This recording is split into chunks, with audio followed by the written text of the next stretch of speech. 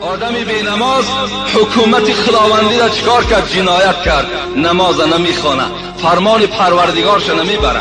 خدا گفته ایستاد از اقیم الصلات، ای بنده خدا من تو را آفریدم، من بالای تو حکمران هستم، من بر تو نعمت دادم، چشمهای بینا دادم، دستهای گیرا دادم، زن دادم، فرزند دادم، خانه دادم، ماشین دادم، میوه های شیرینی مرا تو خورده ایستاده ای.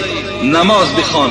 وقتی نماز نمیخوانیم آیا حکم خداوند اجرا نکردن ما جنایتکار حساب نمیخوریم؟ ما جنایتکار هستیم در نزد پروردگار. روزی می شود که ما و شما را پروردگار برای بینمازی در محکمه سودی خود میکشد. لیکن نه این گونه. این زندان ها خیلی خفیف هستند، خیلی ساده هستند و راحت زیاد دارند. لیکن